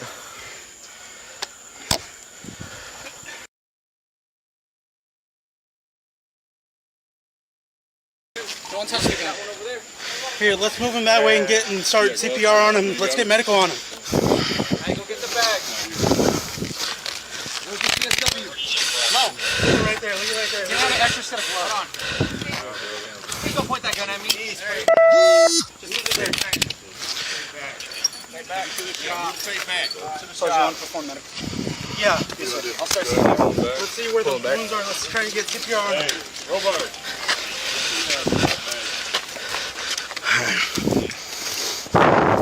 You starting compression? Yep. All right, let me know if you want to switch up.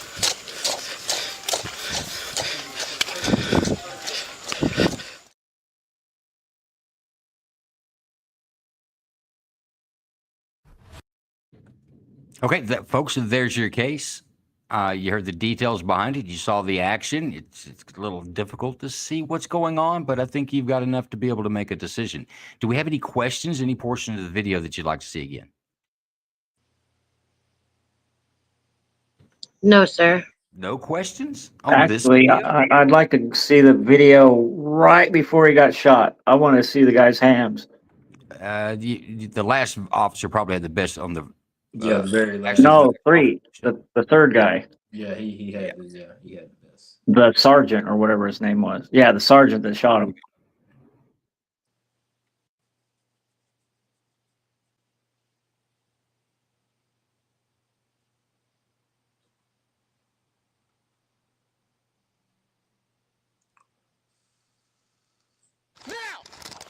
Show me your hands!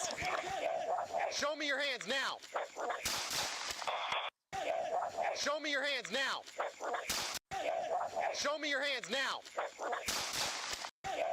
Show me your hands now!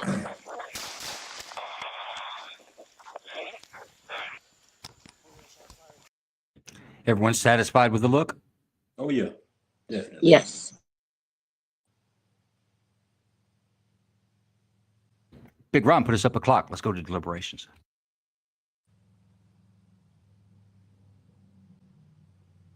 Wow, Big Ron's got you on a timer tonight. 30 seconds. Let's go. Oh, he's giving you 10 minutes. I thought he was cutting you down, boy. You got to watch these court clerks. They'll run a tight ship.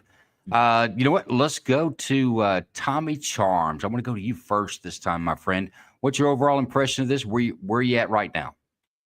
Oh, this one's tough, but I'm going to say no bill because slowing it down, I was able to see him pull his gun out of from the back, and he pulled it forward. So once a gun comes forward, man, you can't chance it.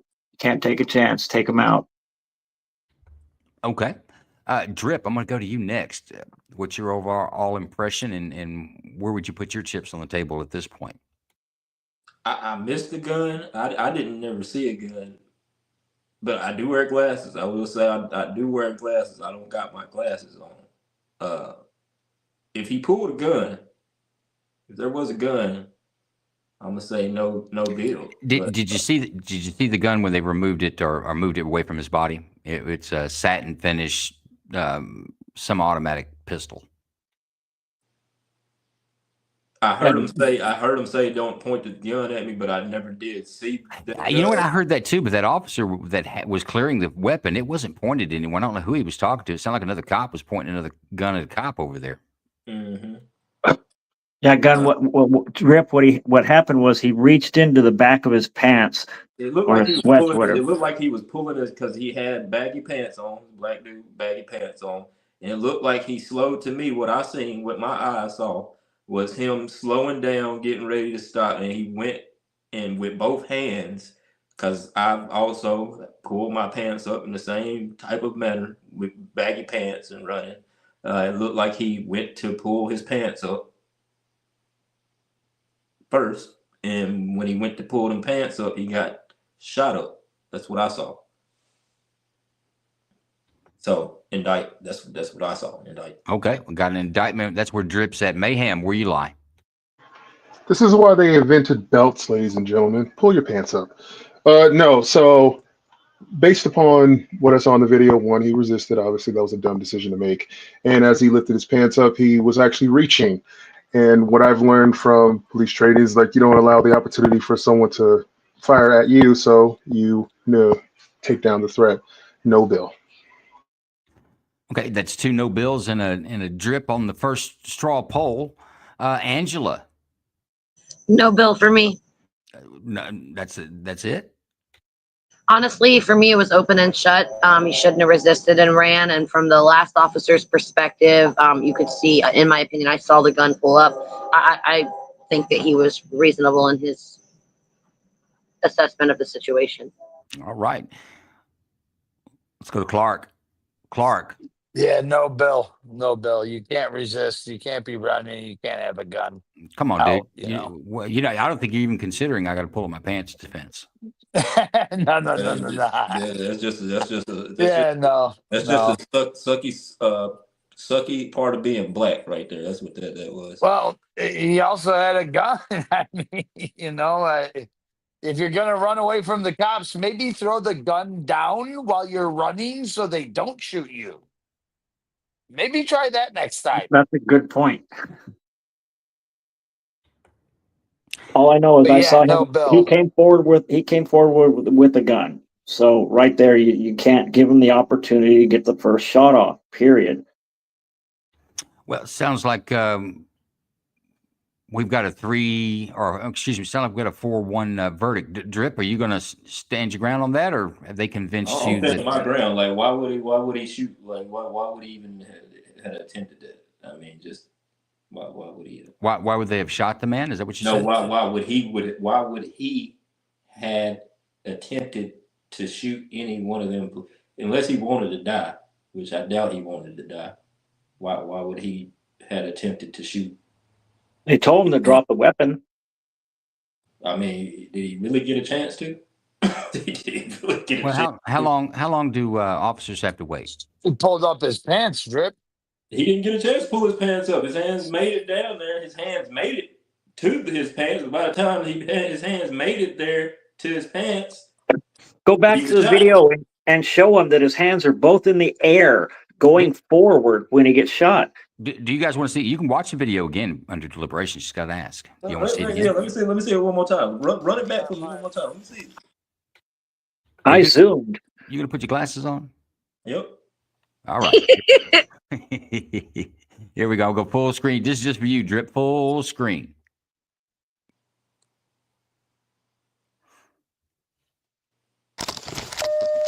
Show me your hands now! Now! Show me your hands! Show me your hands now! Show me your hands now! Show me your hands now! Show me your hands now! Show me your hands now! Now! Show me your hands! I still don't see no aggression, nothing aggressive. I see him like, fuck it. Okay. I see him let like. me direct your attention. Let me direct your attention to his right hand. His hands are behind him. He could be pulling up his pants, or he could be pulling out a gun. I want you to watch for that bright flash as his right hand comes forward. Okay. There's a bright flash of that sack gun. I see the gun. Yeah, I seen like something. Something right there. I seen something, but it doesn't look like he. It looked like he might be running. Now. Is that even? Now.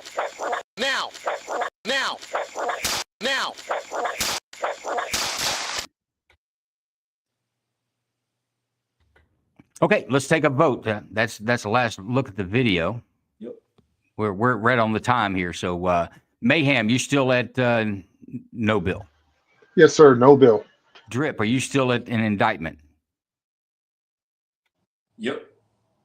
I'm staying firm on it. Yep. Oh, all right. Whether the guy's got a gun or not, you're going to stand with him, aren't you? I'm cool with it. Tommy. No bill. You're still at a no bill. Clark, no change? No bill? No bill. No bill. Angela, you seen it again. Come on now. No bill. They didn't try a taser. I ain't shit here. I know, but this is a different situation. In my opinion, he already had a gun. You see it pulled. Try to talk him down. They didn't do any of that stuff. And I know, but it's he was already running. Unfortunate situation of being black. It's a different perspective, and each you have to judge on an individual case basis, not as a whole. And on this particular case, it was easy for me. No bill. Just giving you a hard time. That is going to be a 4-1 vote. A no bill. Clerk, post the verdict. There it is. No bill. No formal charges. I honestly, I think this one was clear cut. He's got the pistol in his hand. I don't know if he pulled it from his waistband, but I can see where Tommy sees that. I can see both scenarios where he's pulling his pants up. They knew he was armed. They knew what the kind of subject they were chasing. I don't believe that sergeant was going to that call. He pulled up in front of a house, and we could hear that running by the gas station. I don't know that he put two and two together, but he could hear the verbal the officers yelling when he got out, and that's how he got in. That's how he got into this mix. I don't think he was actually really originally dispatched to that call. But I would say, Drip, that 100%, I think the officer had every right in the world to defend himself. This guy's running with a pistol in his right hand. Is he raising it, or is he just stroking the air as he's running? Action is always faster than reaction. So in these types of situations, you want to be on the action side instead of the reaction side, because that means you got maybe catch a bullet. So I respect what you say on it, but I think you're looking at it through a lens that's maybe not the reasonable person, because I think this one was pretty clear cut. You can even see the gun flash in the light as it's being handled in his right hand. But here we go. Big Ron, we've got one more case, and it's about 21 minutes. Let's run big. All right, let's run 3D response right now, John, Big Ron. Let's do that.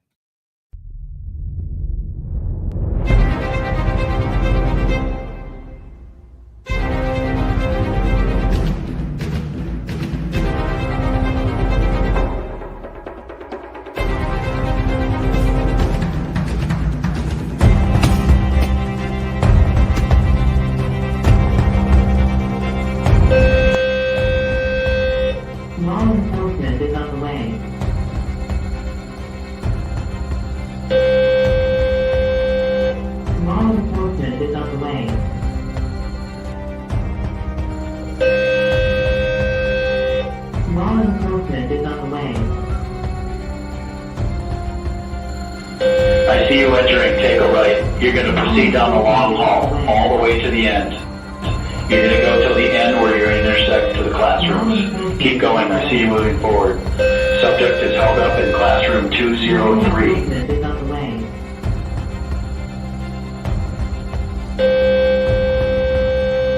Law enforcement is on the way.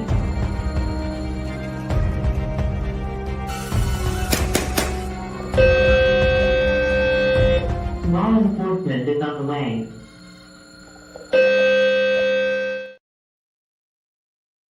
Folks, that's the 3D response system. Jason, who's not with us tonight, he's out doing retired guide stuff like fishing or something. So we're actually pretty angry at him. But Jason is the 30-year veteran law enforcement officer, but he's also the developer of this 3D response system.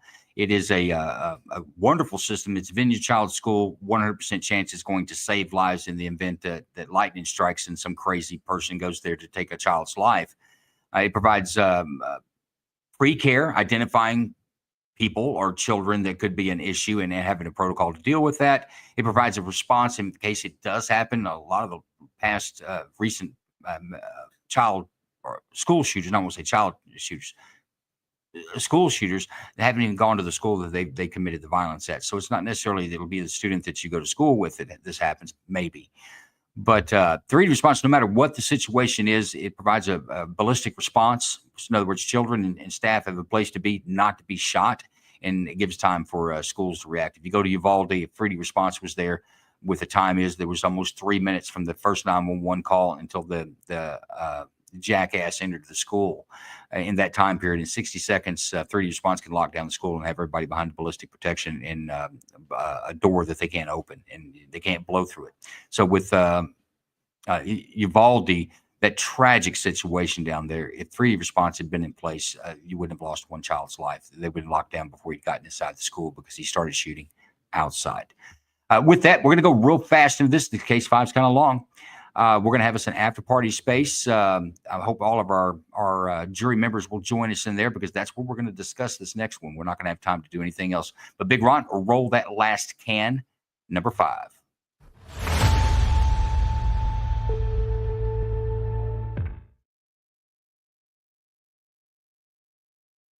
Calls for a possible burglary suspect there now in the 500 block of North Alexandria Avenue. The caller indicated that the suspect, described as a male white in his early 20s with tattoos, was attempting to forcibly gain access into several apartments.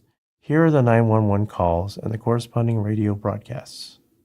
LA City 911, operator 208. Hello? Hello? Hello, 911. Hi. Someone keeps banging on my door in my apartment. What's the address? 5 in North Alexandria Avenue apartment. Are they saying anything?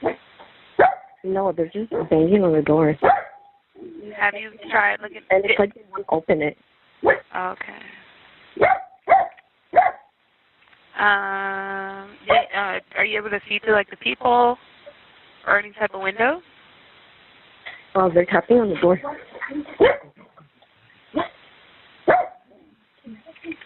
Have you asked who it is? No. Okay.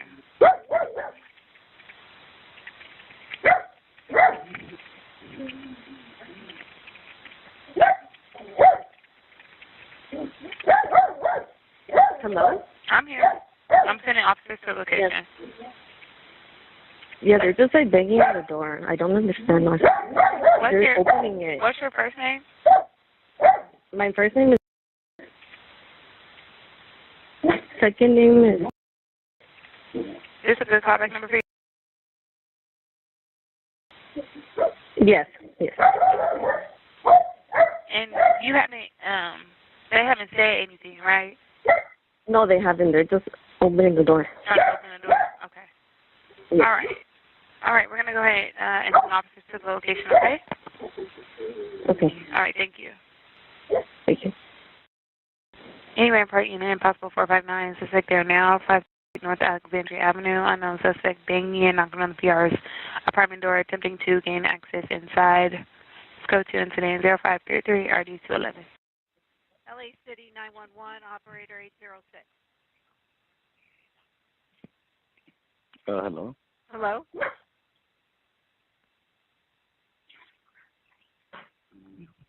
Nine-one-one. Do you need police, paramedics, or the fire department? We need police. Someone's trying to get in the car. I mean, in the house right now. Someone's trying to open it. What's the address? 5 North Alexandria Avenue, apartment, Los Angeles, California 90004. 5 North Alexandria Avenue, apartment, Los Angeles, California 90004. Is there a code for entry? Yes. You called previously. Yes. Okay, so somebody's banging and knocking on the door, attempting to gain access. Did not know suspect information? Yes. Okay. Is there anything else going on? Has there been any change to that? Yeah, they're trying. They're just trying very hard to open it, and I think they're like blocking it, if I'm not mistaken. Do you have a description of these people or this person? Some people were here earlier, and it was a kid with tattoos.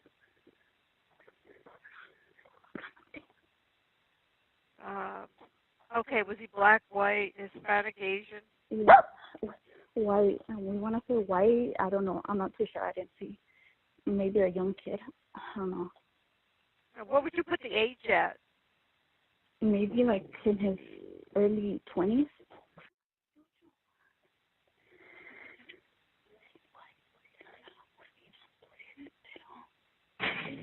Yuffie.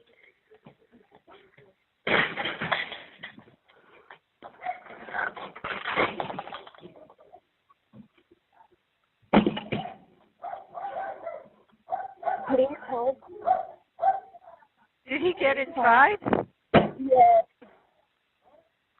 Can you give me a description?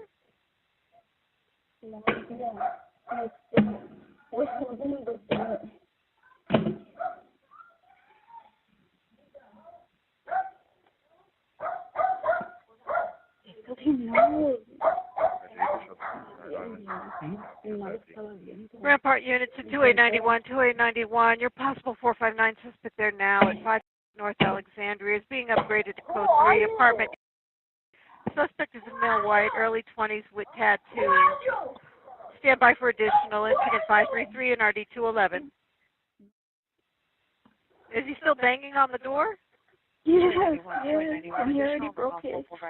Is he inside? No, he's outside, but we're holding on to the door. So he broke the door? He broke the side of it. He broke the side of it? Uh-huh.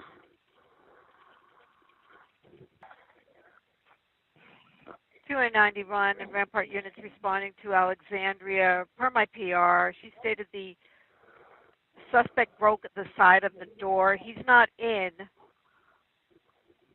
but he broke the side of the door. The suspect was later identified as Victor Carrillo.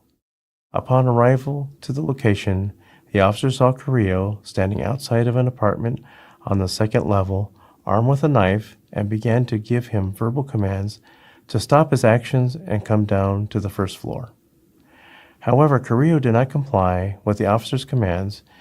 As the officers requested the assistance of additional officers and a supervisor, Carrillo armed himself with additional objects from nearby residences, including lumber and ceramic pots. Upon additional units arriving, Carrillo began to throw these objects down at officers. The officers continued to give Carrillo verbal commands to surrender and stop throwing these objects for several minutes. However, Carrillo continued throwing multiple objects down at officers. As a result, the officers discharged multiple beanbag shotgun sock rounds at Carrillo. The beanbag shotgun is a Remington 870 shotgun, which has been configured with a green slide handle and stock, rifle barrel, and side saddle ammunition holder. The color green is used to identify the shotgun is for the sock round only, not lethal munitions, and designed to fire a cloth sock filled with small metal pellets. The primary target area is the navel area or belt line. Officers may target the suspect's arms, hands, or legs when practicable. A portion of this incident was captured on the responding officer's body-worn video. Body-worn video cameras are used by most officers assigned to field duties. They are worn at chest level and capture general perspective within the line of sight from that angle. The angle of the camera prohibits viewers from seeing everything the officers saw and experienced. Upon activation, both audio and video will turn on. However, body-worn video cameras have a buffer of video without audio from the previous 2 minutes prior to activation. This feature is designed to capture incidents that occur suddenly where an officer doesn't immediately activate the camera. Here is body-worn video from the officers involved in this incident.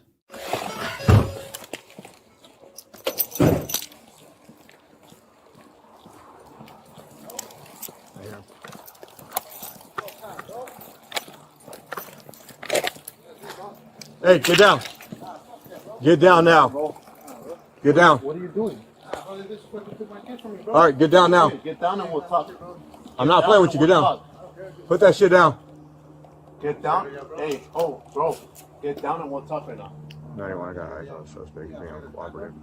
He has a plywood stick, female Hispanic, black shirt, blue jeans. I'm doing this, bro. You want to make this back? Yeah. Get down.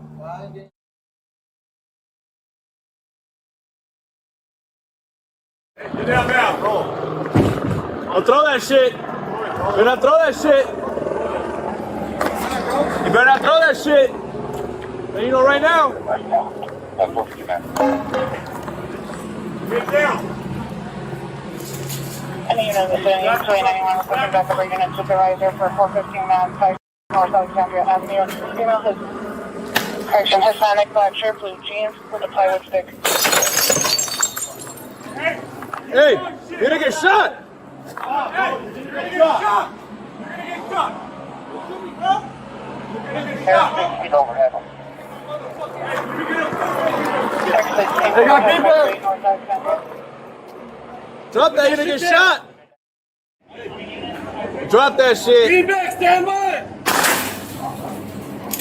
Hit him again. Feedback, stand by.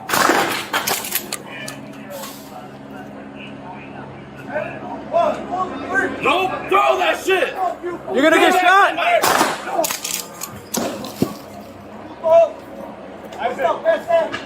Hey, stand by, stand by. Hey, come down over here. Hey, bro, keep the fuck down right now. You got it, bro, hit him. Feedback, stand by. A portion of this incident was also captured by a witness on a cell phone video.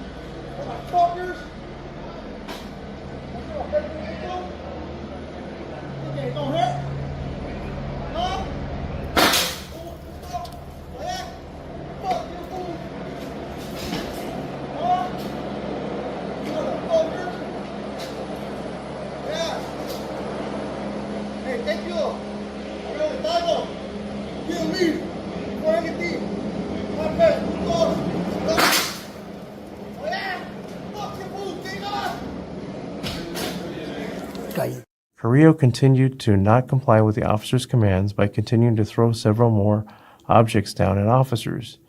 As a result, the officers discharged additional beanbag shotgun sock rounds, as well as 40mm less lethal foam rounds at Carrillo. The 40mm less lethal device fires a foam projectile round. The round strikes a person's body and is intended to cause pain. While there may be bruising, it is designed to distribute energy over a broad surface area and not penetrate the body. The primary target for this less lethal device is the navel or belt line. Here is additional body-worn video from the officers involved in this incident. Stand by, stand by.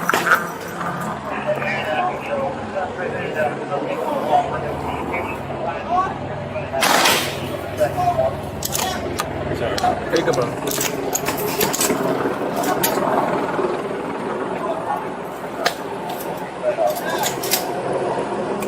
One more. Until you, Baba. You got it. You got it.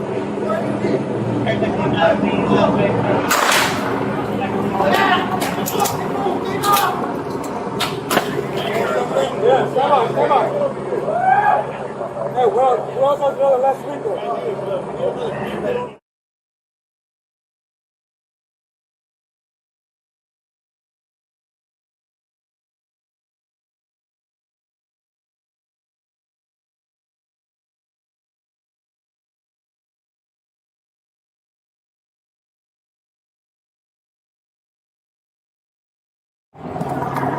Forty.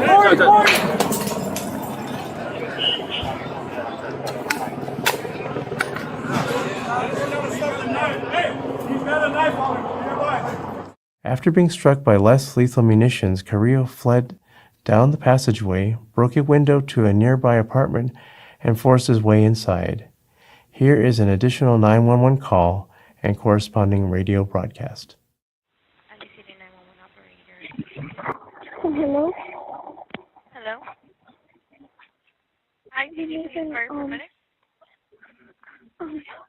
We got a break-in in North Alexandria Avenue, 512 North Alexandria.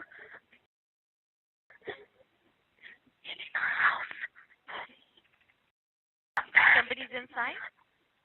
Yes. Okay, hold on. Don't hang up. Hold on. Rampart units, I have additional PR calling from 52 North Alexandria in apartment stating suspect is inside of her apartment. The officers followed Carrillo and ultimately forced entry into the residence through the front door. Upon making entry, the officers were immediately confronted by Carrillo, who was still armed with a knife and also a metal chair. The officers once again gave Carrillo verbal commands to surrender. However, Carrillo did not comply and instead advanced towards the officers, resulting in an officer-involved shooting and a simultaneous discharge of an additional 40mm less lethal foam projectile round. Here is additional body-worn video from the officers involved in this incident. There's a stairwell that goes up to the other side. Hey, stand by. Watch out here. Watch out here. Be back. Back up. 40. Hey, be back. He has a knife on him.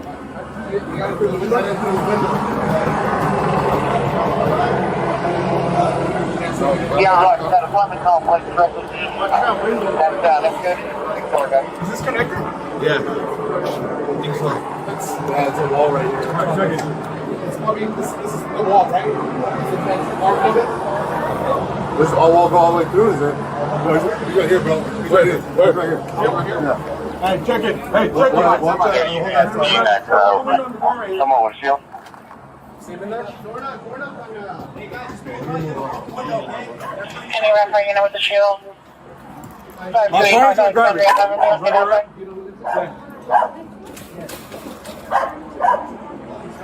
come out of the window!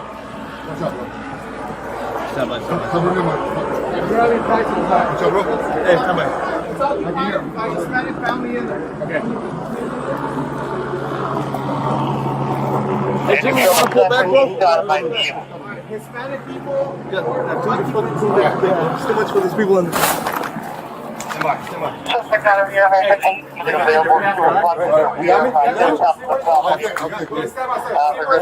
Hold that, Randy. Hold that, Randy. I'm a kick. to the rear of social location for He has a knife, right? He's gonna have a knife. if you don't have a hold there, we see We're all good.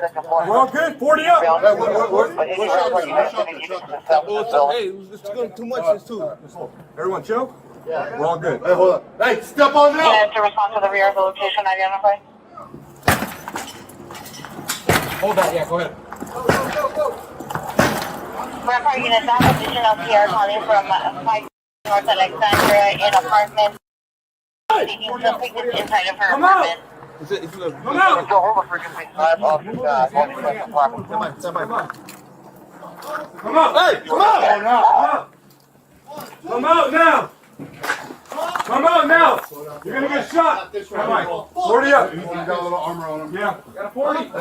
This is clear with a 40. Come on. Stand by. Hey, ¿quién vive aquí? I don't know, perro. Come on now, fool. Come on now. You're gonna get shot. You're gonna get shot. You're gonna get shot. You're gonna get shot. You're gonna get shot. You're gonna get shot. You're gonna get shot, bro. Come out with your hands up. Come out with your hands up, brother. Eddie's got it. Stand by. Hey, 40? Come out with your hands up, bro.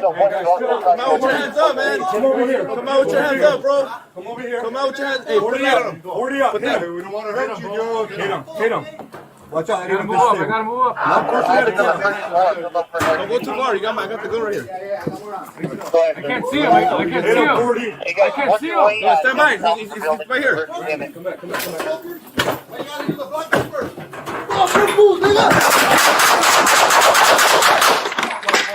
Hey! Stop! She's fired. Shot fired. Shot fired.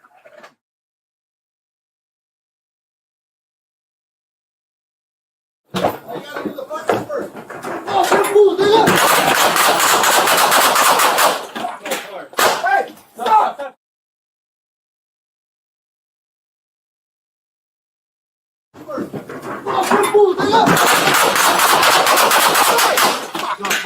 Hey! Stop! He's fired. Stop! Carrillo was struck by gunfire and was subsequently taken into custody without further incident. I got it. Stand by. Stand by. Stand by. Stand by. Get the knife out. Take it easy, bro. Take it easy. I'll come up. Make sure we're clear.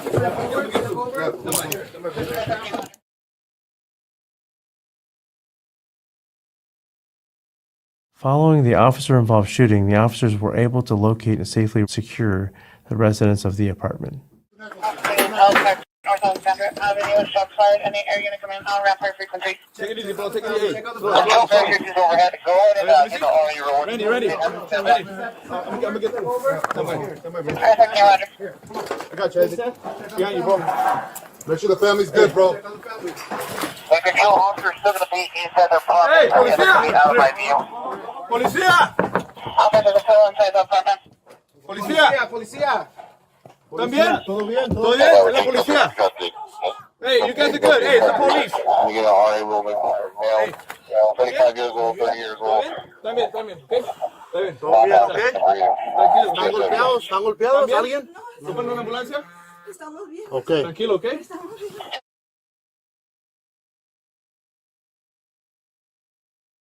After being taken into custody, the officers rendered medical aid to Carrillo by performing cardiopulmonary resuscitation, also known as CPR, until paramedics arrived. Is anyone else inside? Family's You see the blade of the knife? No. Yeah.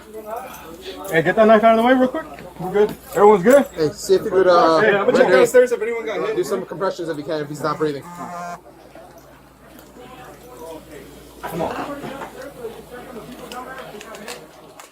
Los Angeles Fire Department paramedics responded and took over the rendering of medical aid for Carrillo. However, despite life-saving efforts by the officers and paramedics, Carrillo was pronounced deceased a short time later. Investigators recovered a folding knife with a 4-inch blade Carrillo was armed with at scene and booked it as evidence. Victor Carrillo was a 27-year-old resident of Los Angeles.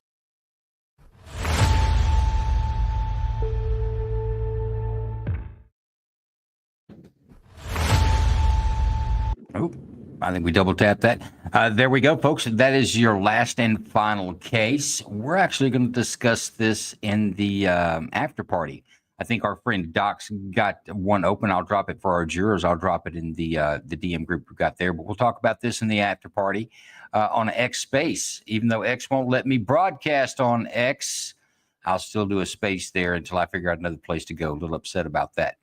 But I want to thank the grand jury tonight. Each and every one of you did a great job, and we appreciate Mayhem for stepping in as an alternate tonight. And special thanks to our producer and court clerk, Big Ron. Did a big job tonight. We were trying a few different things out. But thank each and every one of you guys. Give that a scan because we're about to roll off the stage here. Give that a scan. Join our Patreon group. Lots of good stuff coming up in there. And you get these police videos, by the way. If you're on a support tier, you get those Friday afternoon. You get to see them before anyone else. All right, folks, that's our show. Catch us on X. We'll keep talking about it. Thank you. Do you ever get any money from Costello? No. And did you ever get any money from Meyer Lansky? I never got money from any of those fellas. None of those None fellas? of those fellas. None of these that I've been reading about, or none that I knew. They never gave me anything. None of the Shetties? No. I don't even speak to the... I mean, I met that Charlie once or twice. I don't even talk to him. You don't like him? I was conscious of the fact that he had a reputation for being an outstanding bookmaker. Did you hear him referred to as the Prime Minister of the Underworld? That term I did not. Also known as Duck Corella. I refuse to answer on the grounds of independent. You got any business?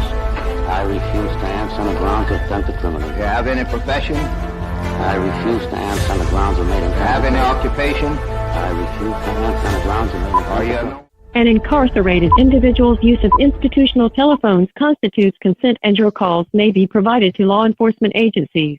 Thank you for using Securus.